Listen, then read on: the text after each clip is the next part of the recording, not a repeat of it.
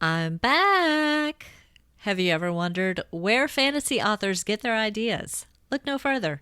On this episode, you'll meet a writer with a lifelong fascination for the paranormal.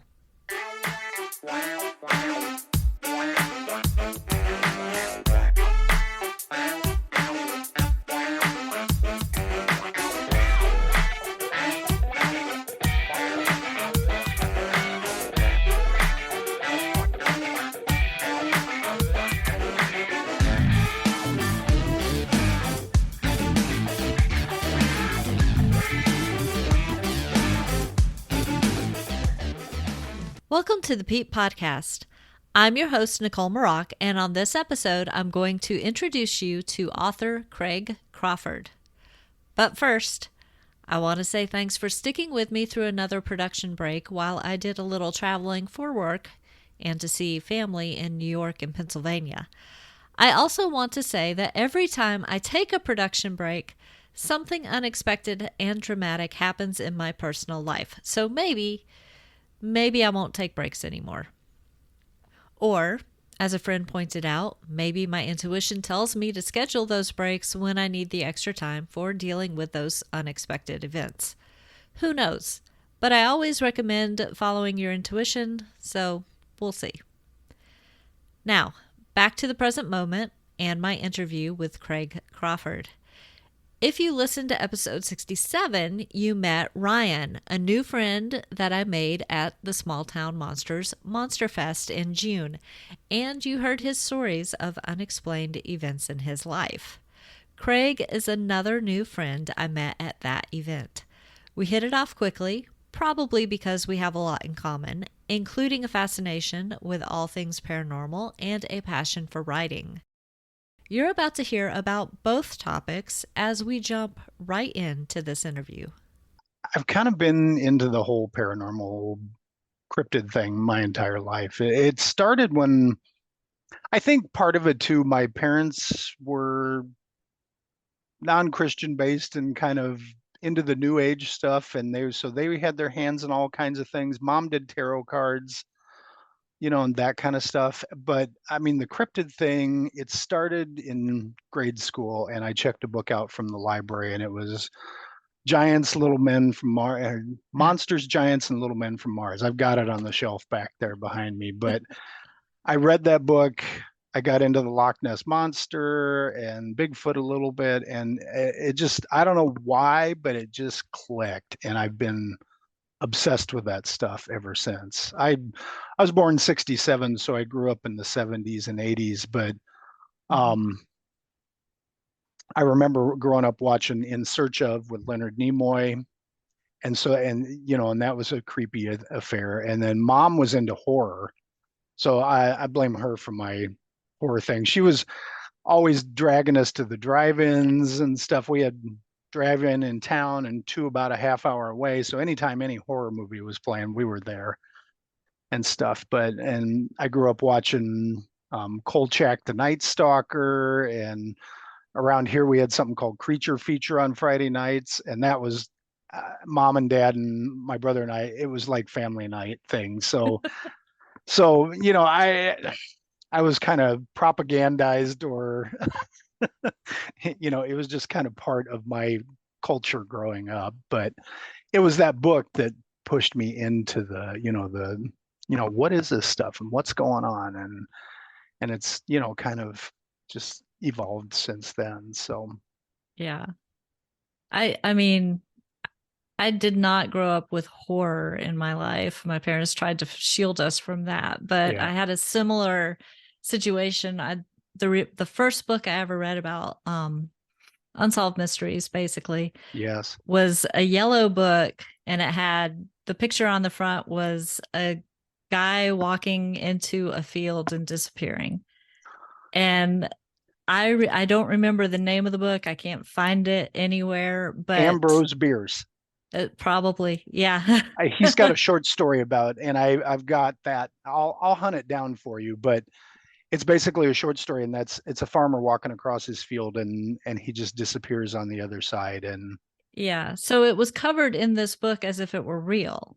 And I was like 7 years old, yes, and I I bought into it hook, line, and sinker. And then as an adult, I found out it was a short story, Right. and somebody had covered it that way.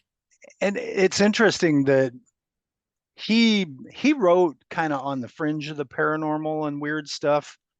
He wrote a story called The Damned Thing, and it was about a guy on trial for his friend had been killed while they were out hunting, and then he proceeds to tell the story about this creature wandering around the woods, and it was invisible. Like it was a color that the human eye spectrum couldn't pick up, so it was basically invisible, and it attacked and killed his buddy. Wow. That But and sounds that's where familiar.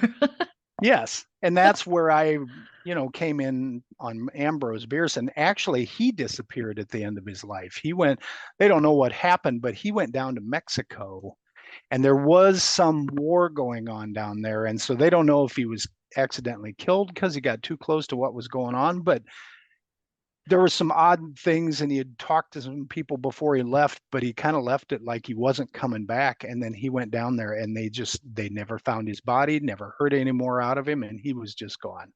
Wow. I don't know. Yeah, he's really interesting. I'm gonna But have to do a little more research into that because yeah. I'll send you the name in the book that I've got, but it's a collection of all his stories. He did a lot of Civil War stuff and other just normal stories, but Cool. so I grew up reading that. I grew up reading Lovecraft. And August Derleth was another offshoot of Lovecraft, and Poe, and all the biggies and that kind of stuff, because mom read those too, and I like that kind of stuff. So it So sounds that's like it came pretty naturally to you. yeah, I don't know that I had much of a choice. So growing up reading that stuff, were you kind of automatically enrolled in the idea that cryptids could be real, or was that something that you had to experience for yourself? Yes, I think reading the books and kind of watching the shows and stuff, I didn't know exactly what was going on, but I knew there was a phenomenon going on. As a kid, I was very content to just assume the Loch Ness monster was like a plesiosaur, a dinosaur, and things. And, Bigfoot was just this great big ape thing running around out in the woods. But, as I've gotten older, I've read books on zoology and mammals and reptiles and all those kinds of things, really trying to pin some of this stuff down too, because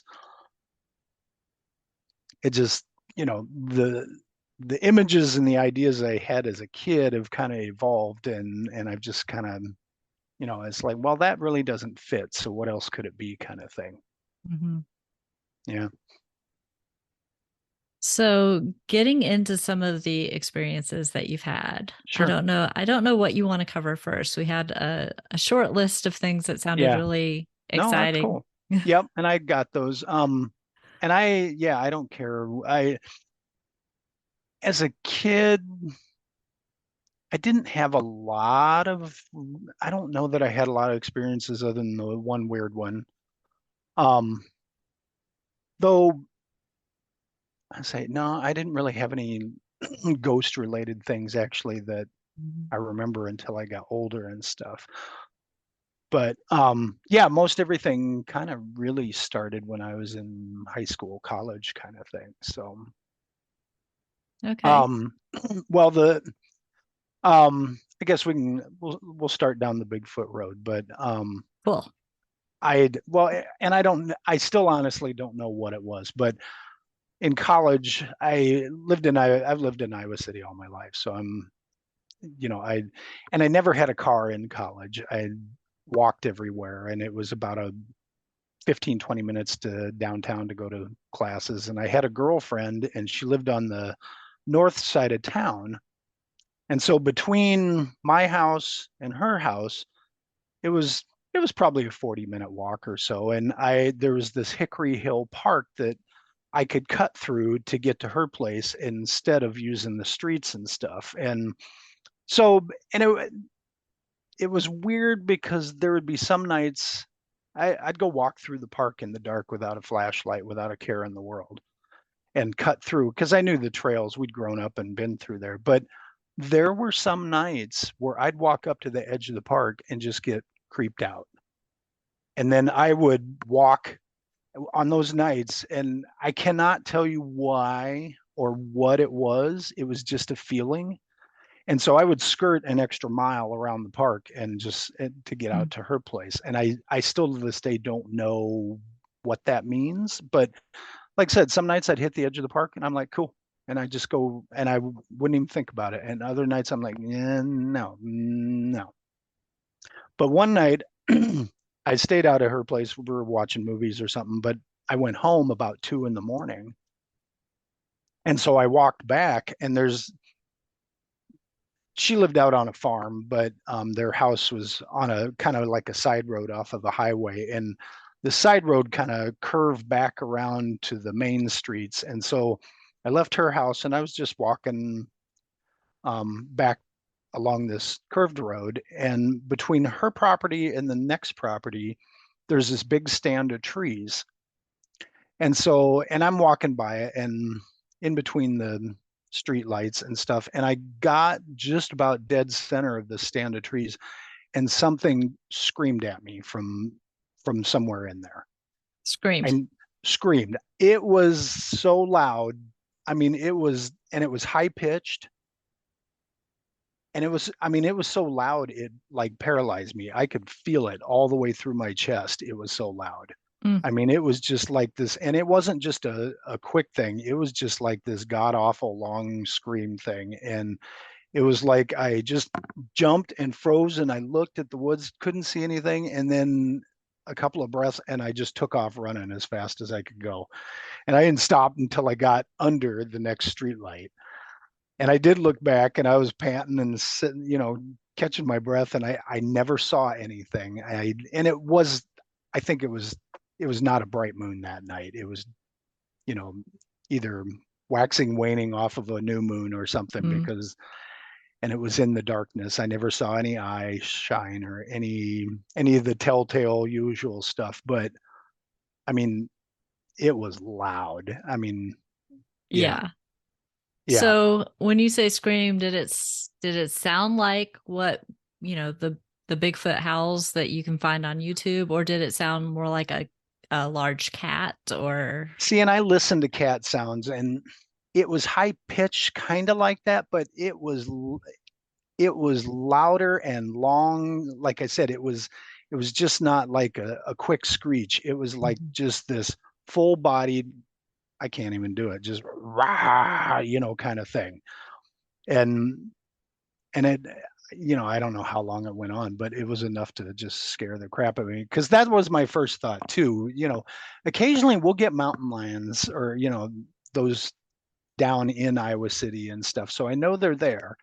I've Mhm. never seen one, but I don't know. I don't know that it had the lung power a cat, even a big cat, had the lung power that this thing did. It was crazy. So, I mean, this was near like on the way to and from your girlfriend's house, right? So, Uh, like that but wasn't the last time you went that way, right? no, it was not actually. I kept that in my head, and I was probably a little more leery about that kind of stuff for a while. But and she lived at the edge of town. They had a farm, but it was on, like I said, on the edge of a highway, which led to an interstate, and then there was lots of woods and stuff around that place at the time. And actually, if you continued on that highway, um, probably about 5 miles, there was a side road.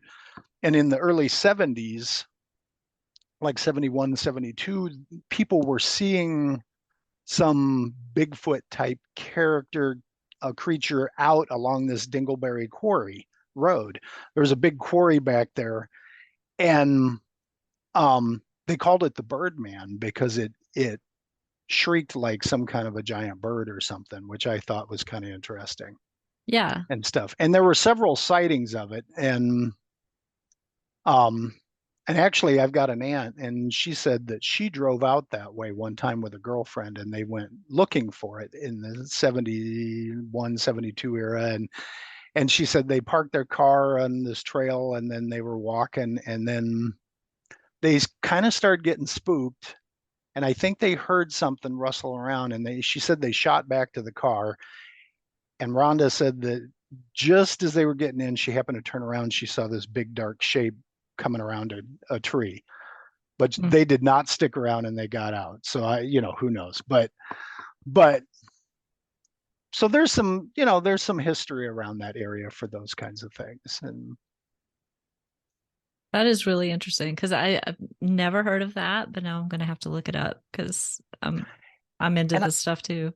yeah, and I've tried looking for like the Birdman. I need to go into newspaper archives, and I Mm. haven't. I just don't have the time at the moment, but I should because I know that was big in the, like I said, it was the 70, 71, 72 area or time frame that, because my mom talked about it, other people talked about it, and there was enough people. Yeah, I don't know. Witnesses. Hmm. So, did you tell your parents about the experience that you had with something screaming at you from the woods? Yeah, yeah, my mom and dad split when I was like 13. So I was living with mom and stuff. And, you know, she didn't know either. It was just kind of one of those, huh, that's interesting kind of things, and stuff. And, you know, nowadays, if I run into something like that, I would be out driving around at night trying to hunt it down or, see if I could come across it again and stuff. But, As a you know, kid? yeah, back then it's like, okay, that was weird and that freaked me out, but I don't want to, I'm not going to go looking for it or anything. So, Yeah. yeah, Oh, that's but really wild. yeah. So, have you had other possible Bigfoot experiences? Just the audio that I sent you, and you can include that if you want. Yeah. Okay.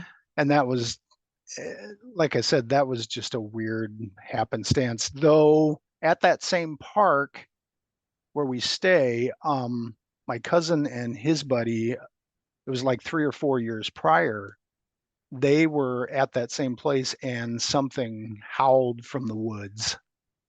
And my cousin's friend Greg, he's an outdoor guy. He had a job with the state of Kentucky. Like they would go trap bats to do bat counts. So he was out in the woods all the time. He grew up hunting with his dad. He's had some personal experiences with Bigfoot, seen stuff, found Mm. tracks, seen eye shine and stuff. And so they heard this big howl. And Sean had no experience up to that point. And he said his buddy Greg could not definitively say that it was any one kind of animal. And then it was loud enough. Sean, my cousin, said the next day at the shower house, everybody was talking about that. Oh, Everybody wow. heard it, and they were all, kind of trying to decide what maybe it was or what it wasn't. And so that area too has a lot of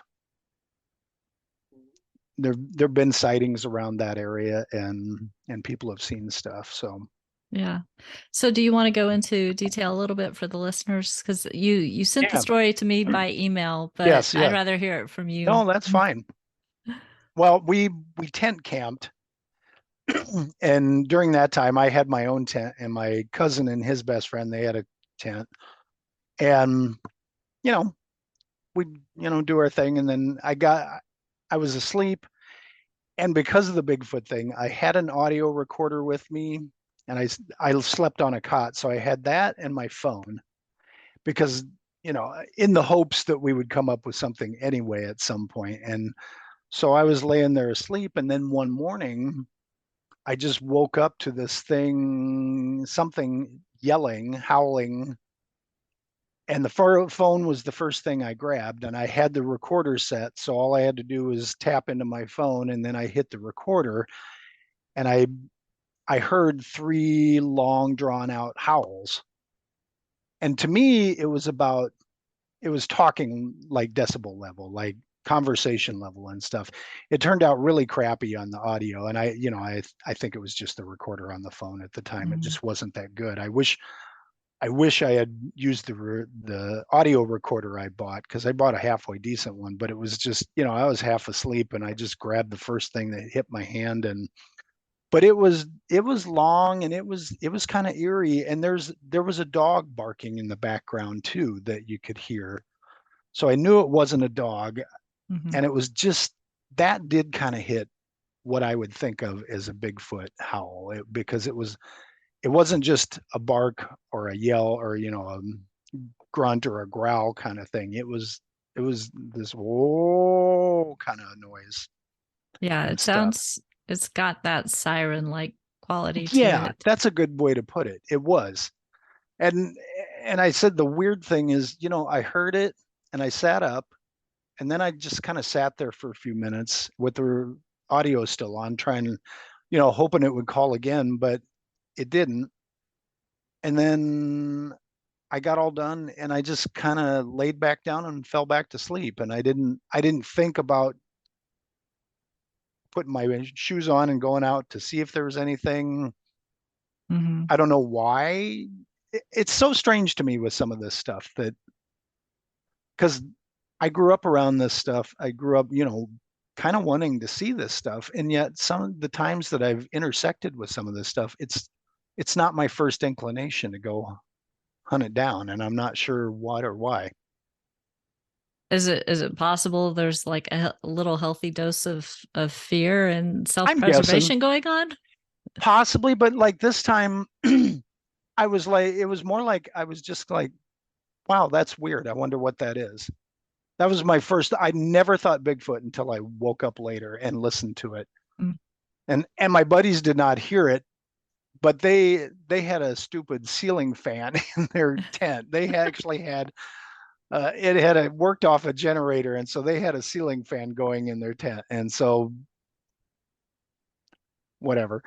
But so They they were didn't. they were not roughing it like you were. No, they were not roughing it like I was and stuff. So, but I have run into stuff before, and it is like the first thing that hits me is not, oh my gosh, I'm seeing, Bigfoot or hearing Bigfoot. It's more this just kind of, well, that's odd. I wonder what that is. And I don't Mhm. know. If I had gotten out of my tent, I doubt I would have gone too far, because of that healthy dose of fear would have kicked in. But Yeah.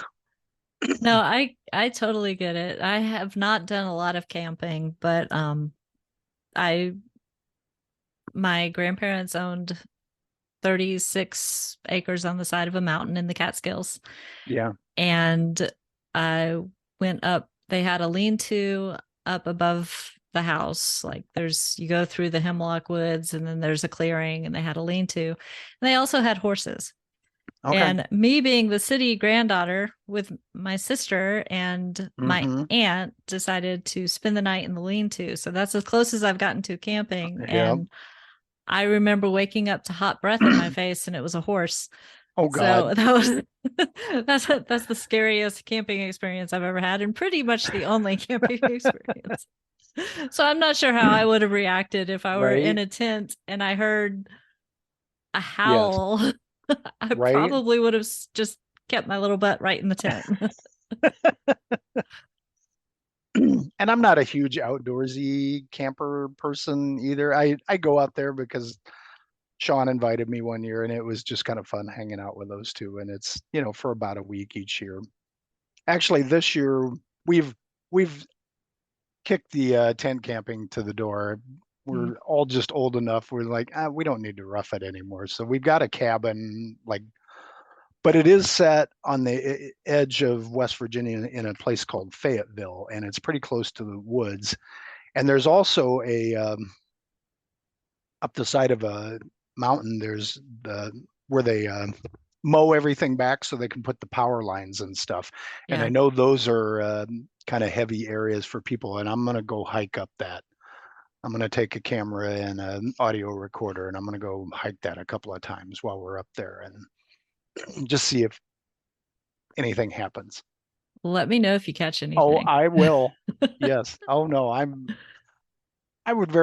sure it would scare the crap out of me, but I would very much like to have an encounter like that. I Yeah. might I might tell you different afterwards, but You don't know if you don't try. right, exactly. All right, folks. I am interrupting this interview so that I can play for you the clip that Craig mentioned. This is the recording of what could possibly be a howl from a cryptid that he recorded during camping. The only thing I have done is amplify the sound at the 2 points where you can hear the howl.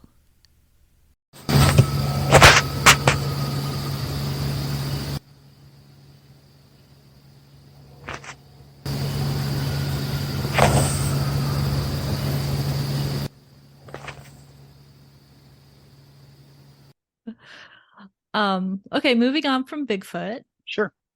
How about the Joplin spook light? Okay. My mom's side of the family came up from Kansas. And so I had a great aunt and great grandma and grandpa and stuff down in Pittsburgh, Kansas, which is, I think, south of Kansas City. It's somewhere around Kansas City, about an hour or two away. And we used to go down there once in a while and stay there and stuff. And so my aunt Cleo, she was kind of a wild card, and she was always looking to do something different and fun. And so we went down there probably in the 70s. I was there as a kid, so maybe 10-ish. And so we drove out to Joplin, Missouri. I think, or maybe it was Joplin, Kansas. I don't know. Joplin. I know it was near a town called Joplin. And there's just this long stretch of road where people talked and everybody knew about this spook light. And so we drove out there as an entire family, mom, dad, my brother and I. My grandparents were there, and then I think great grandma and grandpa stayed behind, but my Aunt Cleo and Uncle Don, all of us trooped out there in a couple cars. And then it's just this long, desolate road and woods on both sides.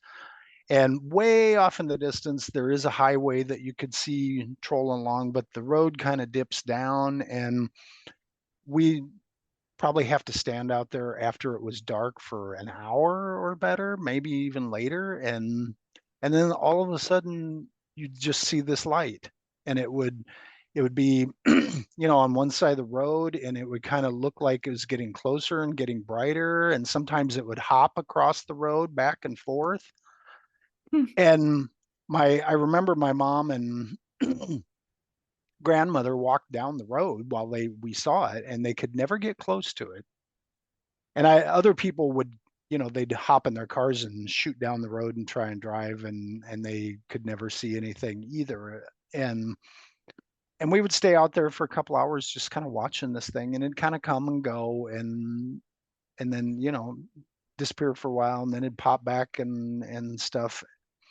And it was odd. I do know that the Army Corps of Engineers went out there because they were trying to debunk it and figure out whether it was headlights or the whole swamp gas thing or this or Right. that. And they could not come up with anything. They could not replicate it, could not figure out what exactly it was.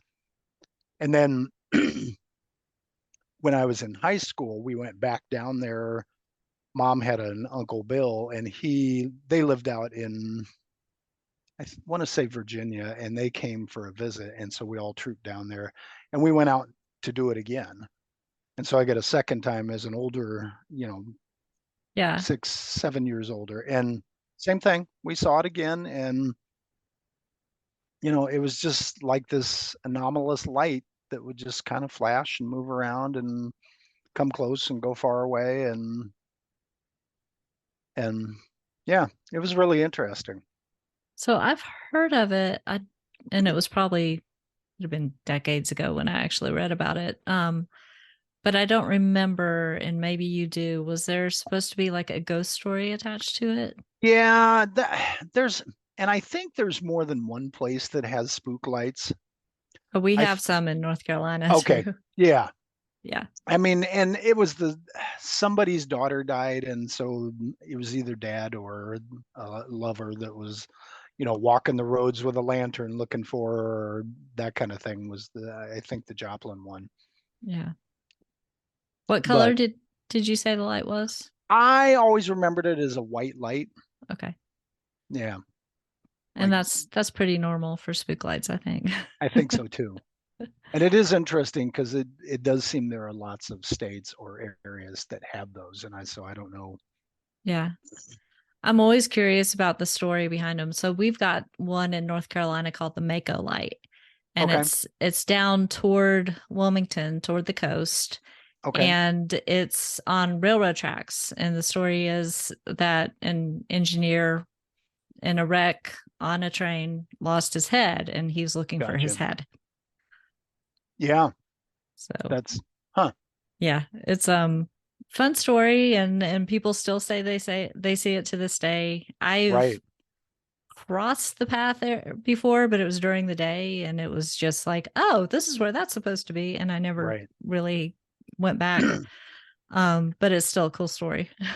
It is. And I wouldn't mind getting out there again someday just to see if I can see it a third time. And Yeah, it seems like you got lucky to see it twice, unless it's just right. really that much of a regular thing. I guess, I don't know, but yeah, both times we were out there, we saw the thing. So, and it was, like I said, it was just as cool the second time. It was just more, and it wasn't really spooky. I mean, there were no street lights out there at all. It was just Mm. this long dead road, and it And was, yeah, they couldn't get close to it.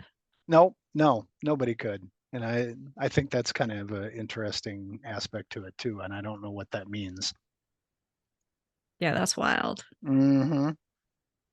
We took a trip up to Wisconsin 2 or 3 years back, and we stayed close enough that we went out and drove Bray Road. I don't know if the Bray Oh, Road no Beast. way. Yeah. Yes, we did drive it one night about 8 or 9 o'clock at night. My son Jack's in the back seat, and he's like, "I do not want to see anything." And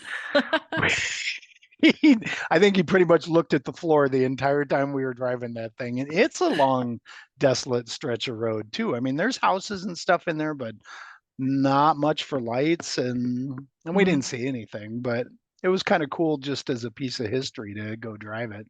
right? How old is Jack? He is now 19, so yeah, he was probably 15, 16 when we did that. So Yeah, I probably at that age I would have been right there with Jack with my eyes either on the ground or like hands over mhm, him. yes, I no, don't want to be a witness. but yeah, so it was kind of fun. And I do kind of like to get out in the field, and I would like to get out in the field more with this kind of stuff because Yeah. No, I get it. I do paranormal investigation usually centered around ghosts and yep, entities and stuff like that. When it comes to Bigfoot, I'm curious, and yeah, I've led a group that I run here locally called Spirits and Spooks, and we get okay, together like monthly, and usually we just go to a restaurant and share stories. It's like a judgment-free paranormal zone. sure, And but in 2020, we couldn't get together in a restaurant, so we went up right, to Medoc Mountain State Park, which has a lot of okay, Bigfoot um supposedly Bigfoot sightings, and it's only an hour from here. So went nice, up there, got off the trails, like looked around. There was one point where everything got really quiet, and we're like, well, that's kind of weird. yeah, But the only thing we actually came back with was chigger bites. So um, it yeah, was not the best right, experience, but it was fun to try it anyway. But it was the middle of the day, and it was a busy sure, day for the park because yeah, everybody was going outside because they couldn't stay inside. right, right, yeah. No, that stuff's interesting. And my holy grail is getting over to Loch Ness and spending a week or Oh two there, yeah. just and I'll tromp it. And I've probably got most every book on that subject in my little library, and That would be fun. I'll get there. In fact, maybe this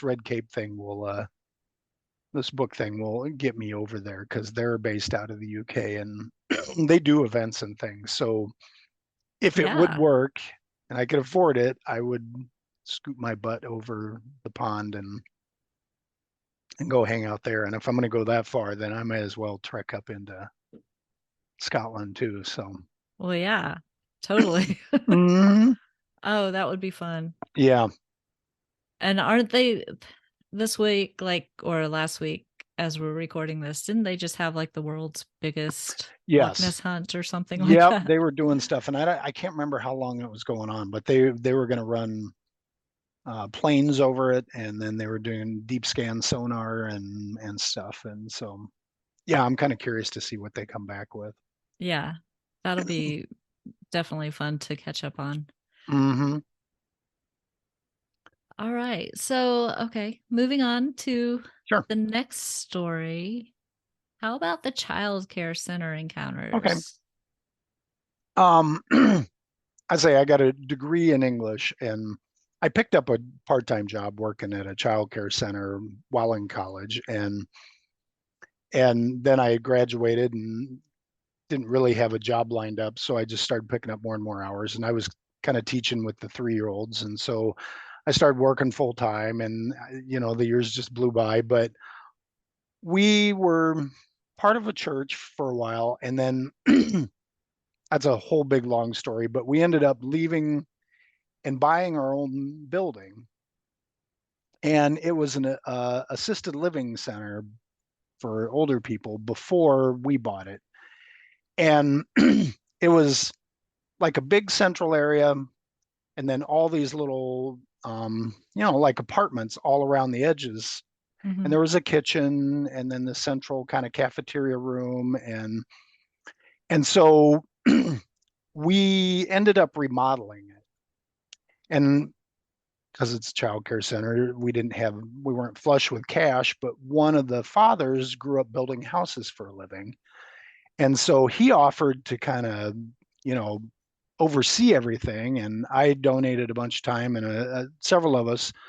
And so for an entire summer, we remodeled this thing. We knocked out every other wall, um, built classrooms basically, and then moved in. And so nothing really happened while we were remodeling, and I was there late nights, working till 10:30, 11 and stuff from my free time, and lots of other people too. And we didn't really have much of anything going on. But when we moved the child care center in and got all the kids in there and stuff like that, then there were just these periodic things where people would hear things, see things, odd things would happen.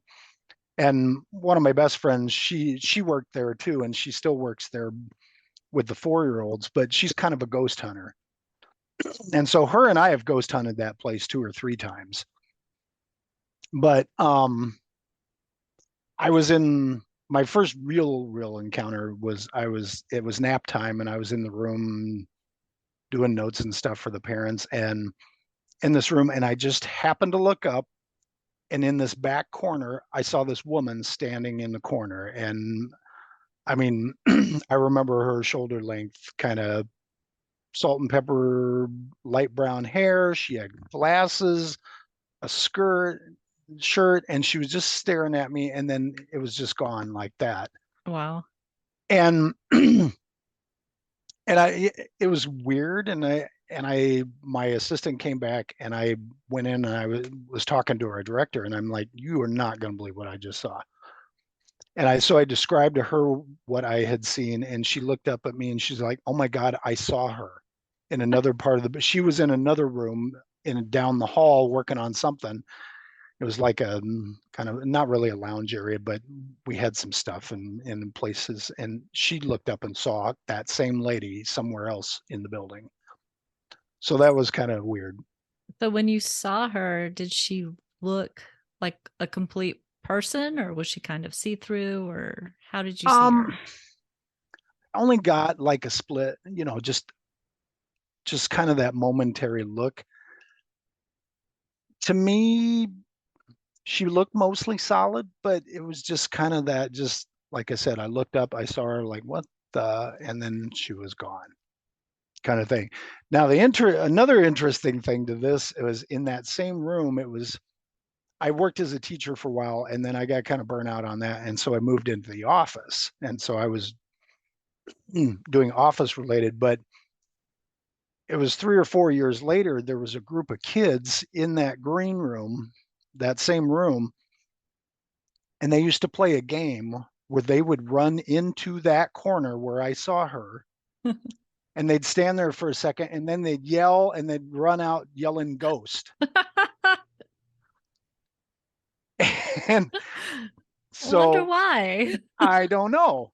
But as far as I know, nobody, that wasn't the kind of story that, and I had no connection with those kids. So, I just thought that was kind of an interesting corollary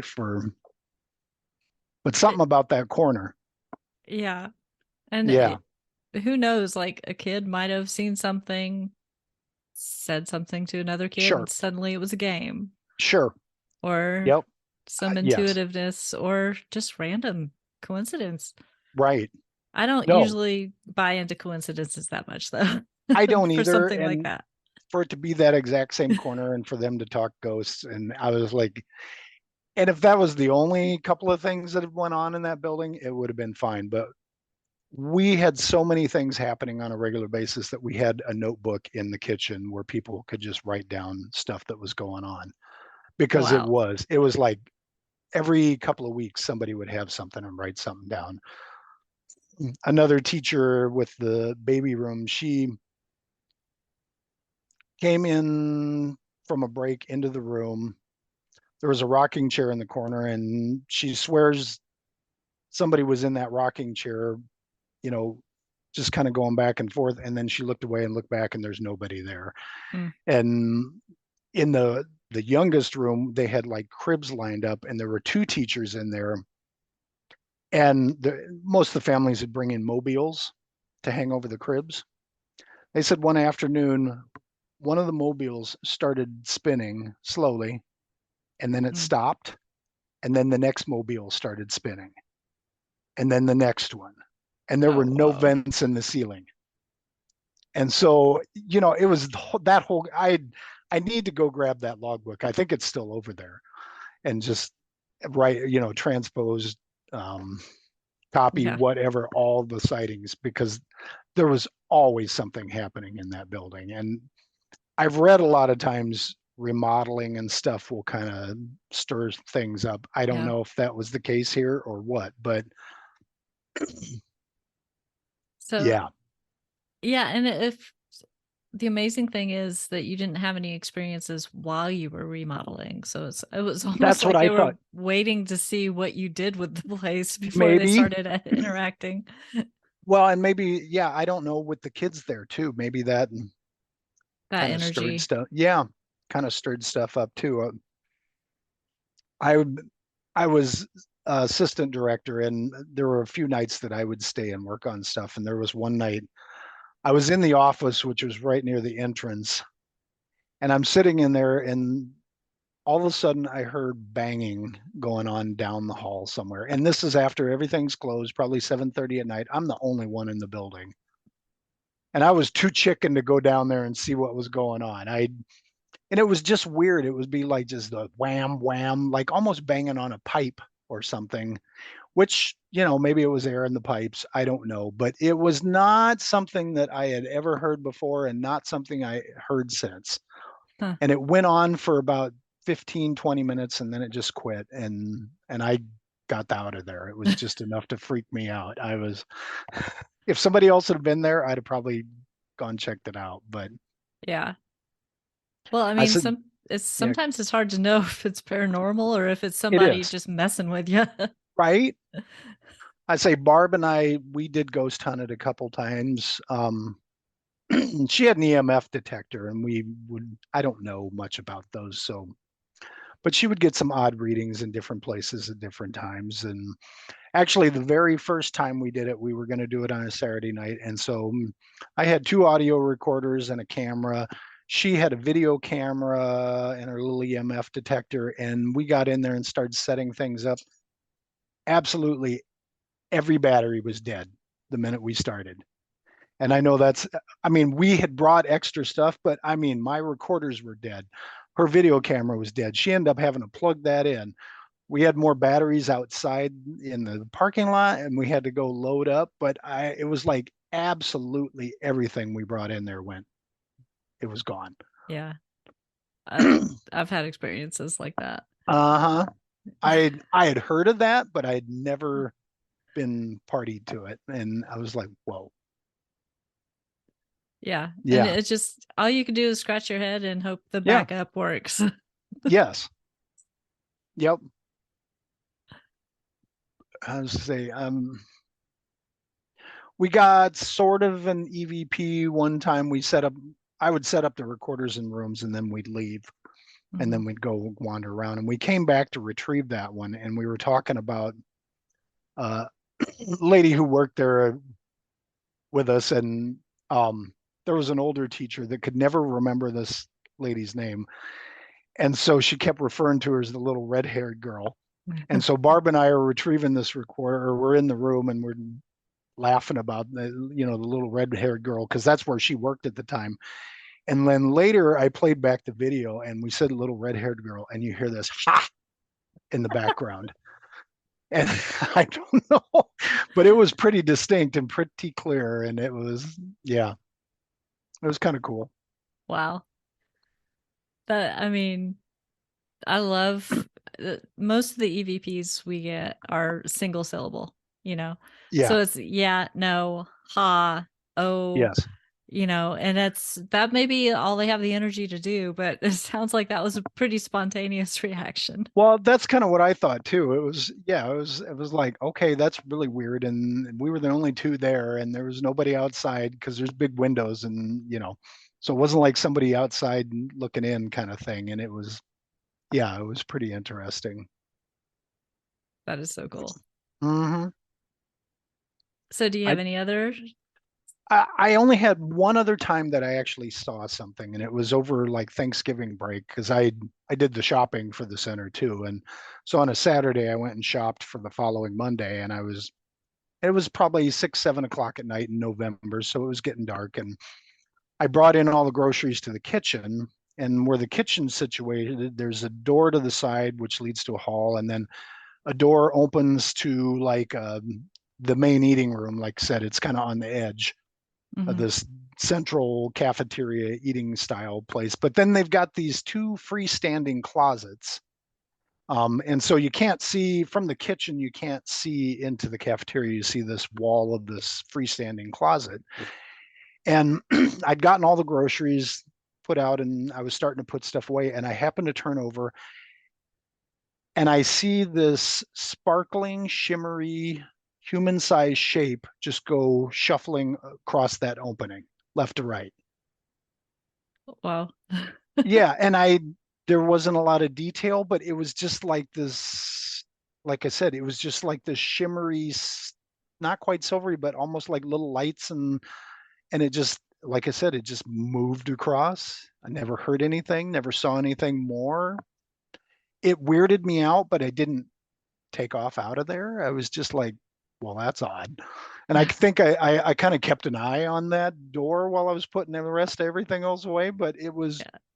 it was about human sized and it seemed silhouette shaped like a person. Yeah. And I don't know, I have no clue what that was either. Has had anybody else ever said anything about seeing something like that there? Not something like that. Our little red haired girl, she said she parked in, I think they were painting one of the rooms one night and she was there and she was the last one to leave.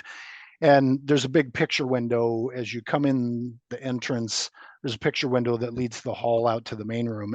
And she was parked in front of that. And she's got in her car to leave, was starting to back out. And she looked up and she saw this old man standing inside the center, staring at her through the picture window. Oh, Yeah. that would have creeped me out a little. Yeah. She was creeped out. She didn't stop. She didn't go back in. She just got out of there.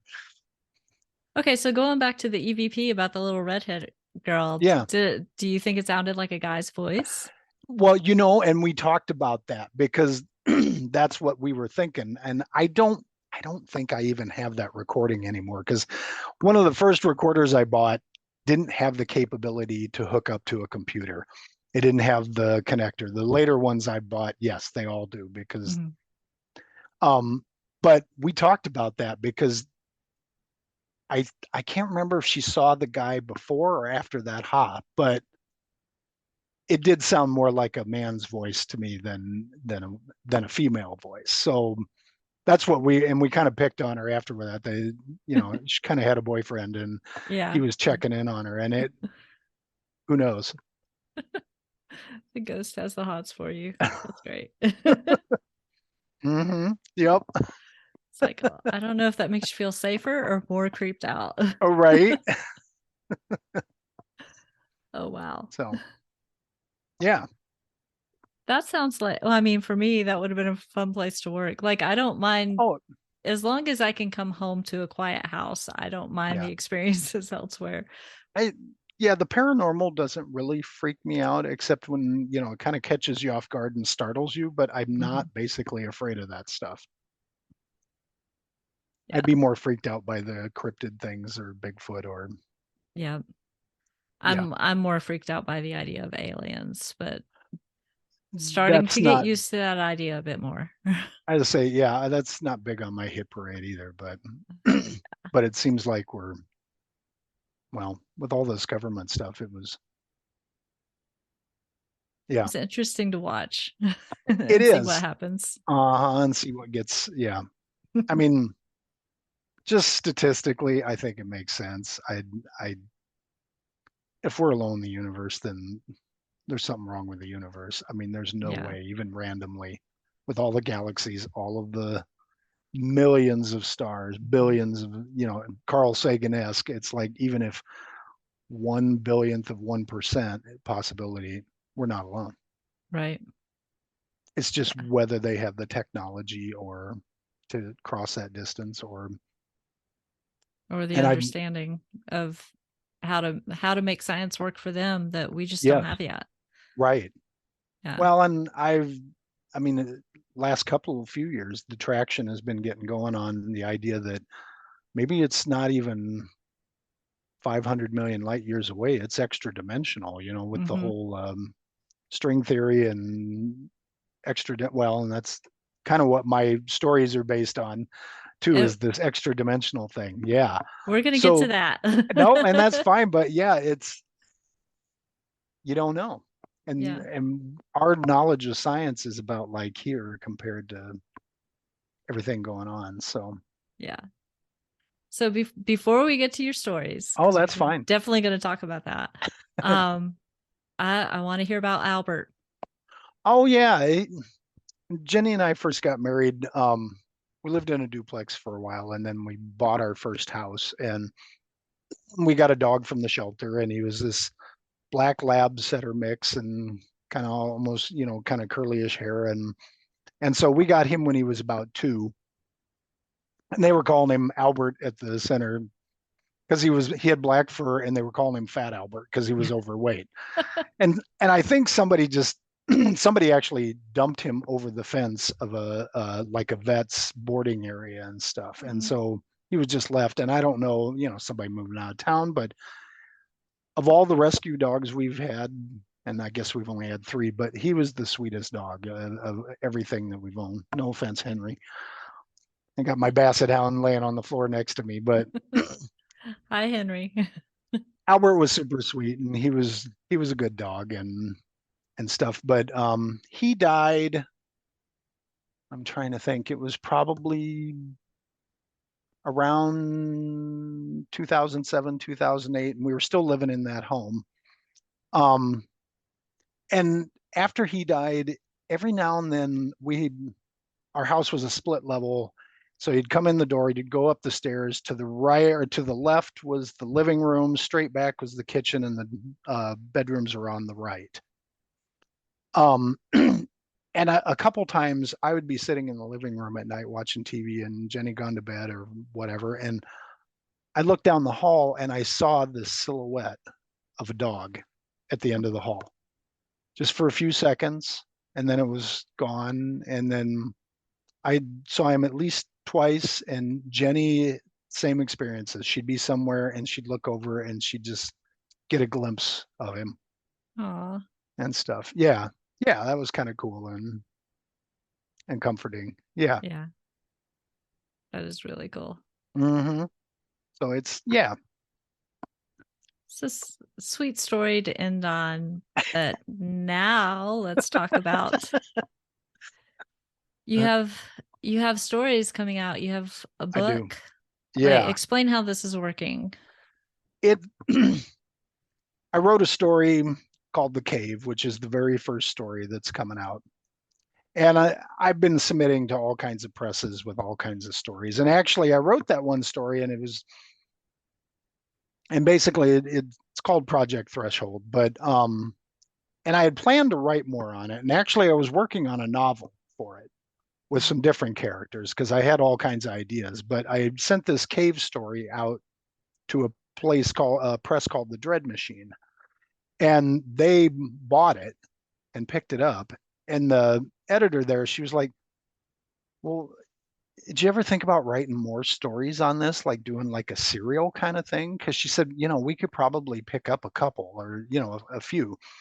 And I was working on the novel, but then that just kind of springboarded me and like, yeah, because I could do a lot with this. That was just like one snapshot in the timeline of this team. And so that got picked up in like October. And so like October to January, I wrote like 18 more stories. And Wow.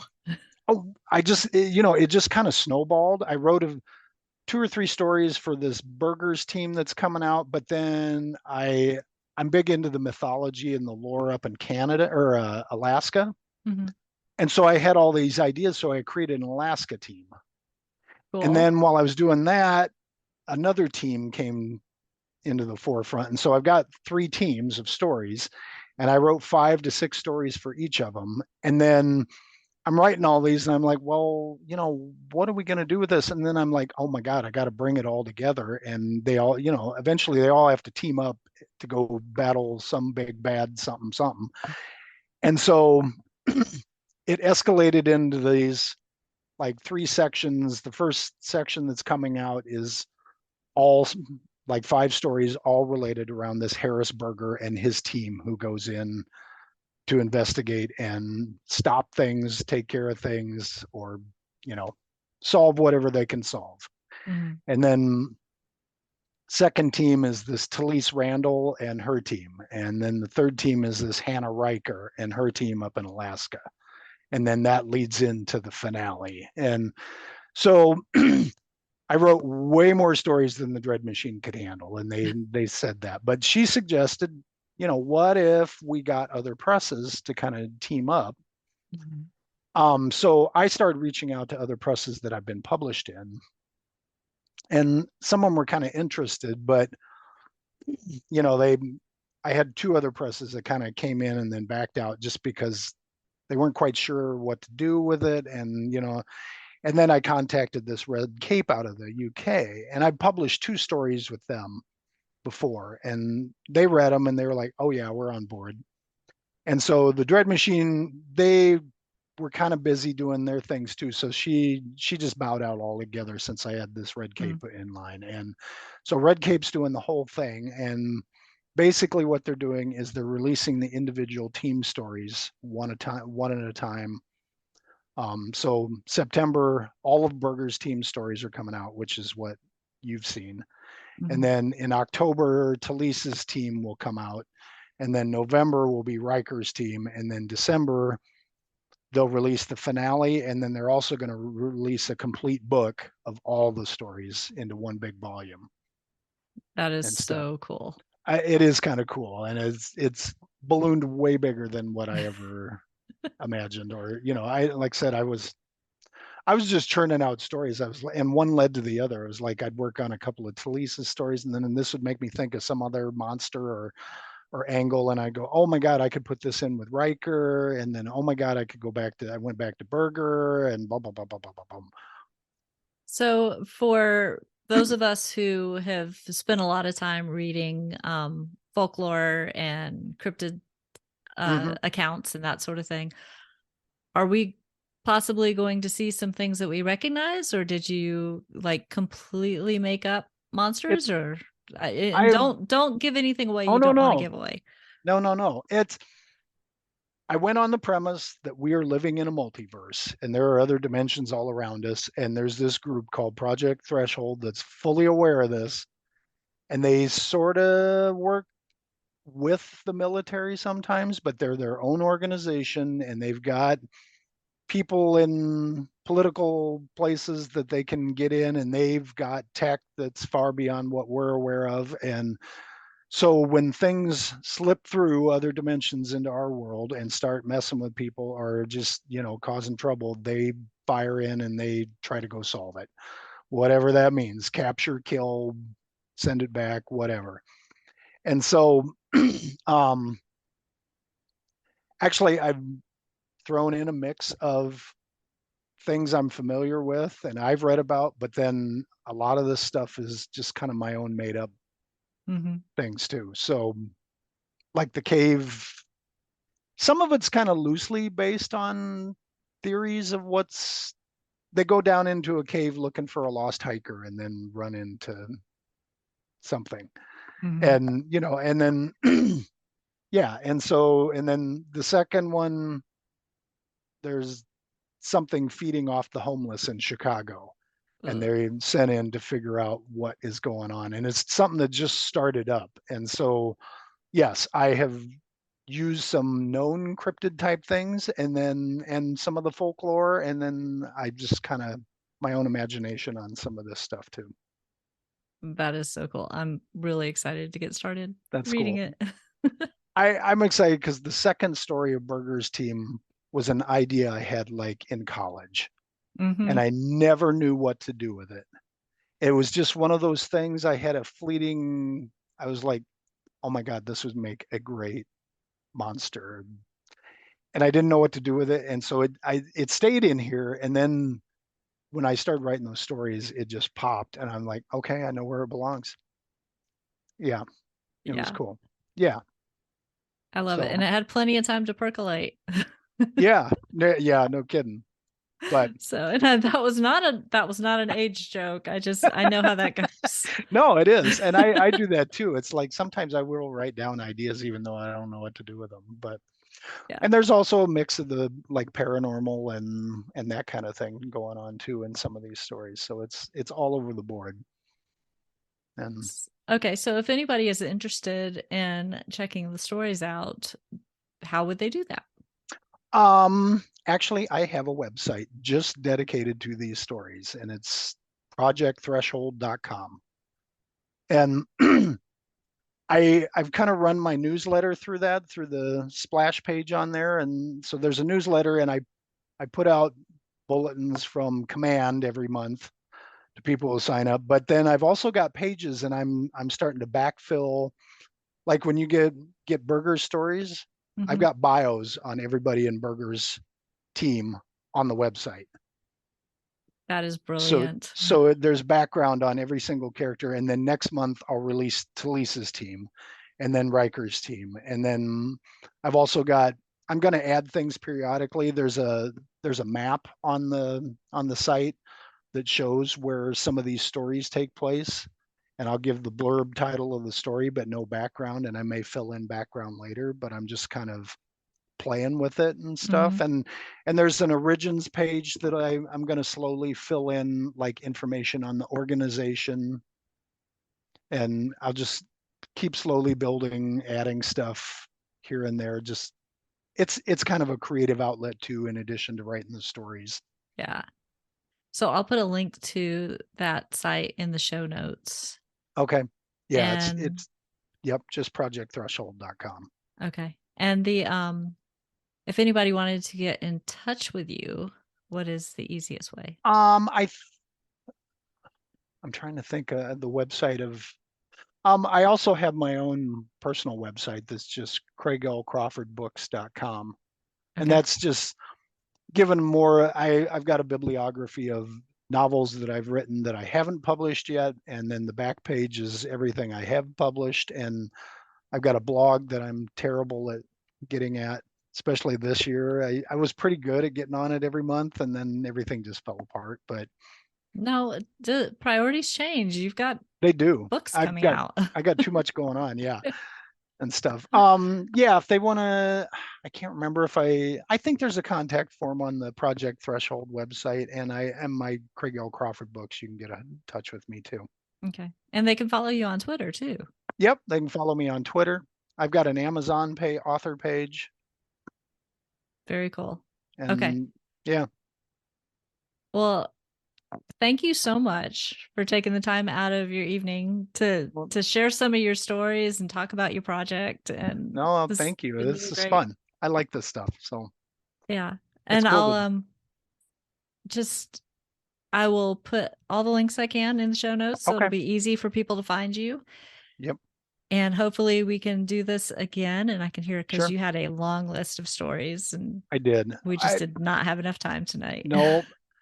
I started reading. It's interesting. My dad's side of the family, not so much, but my mom's side of the family, pretty much everybody has had some kind of paranormal experiences growing up or as adults, and so I tend to think there's some kind of hereditary, whatever it is, Mhm. to this kind of stuff. Because even Jack has had some experiences already, Yeah.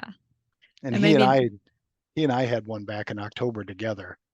I was going to say maybe you could bring him on next time and the two Okay, of you could if he's willing, yeah, that'd be fun. yeah, no pressure. I mean, No, yeah, no, but he's had a few things on his own already, so it's interesting. yeah. And I can totally relate because that's basically how my family is. Except I was the weird one who'd talk about it and get told it was my imagination as a kid. Yeah.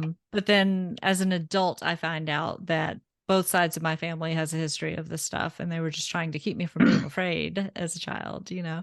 And that's so interesting to me because it's like my parents didn't actually, like I said, I don't know that we had any real experiences other than my one strange thing as a kid, but our parents, they talked about that stuff pretty openly because, like I said, my entire mom's side of the family had weird stuff going on. But I know that's kind of a typical thing that, parents brush it off. And I wonder if some of it is they don't want to believe in that stuff either and just don't want it. And so it's like, no, it's just your imagination. I don't Right. know. Or they don't know how to explain it, so Yeah. it's And so easier it to just toss it blow it off. off. And Yeah. yep, yep. But, So, as adults, we're like, well, darn, that was not in my imagination. uh-uh. It really was Right. real. And now I want to know answers. Right. Yeah. Yeah. Cool. Well, cool. Thank you so Well, much thank again. you.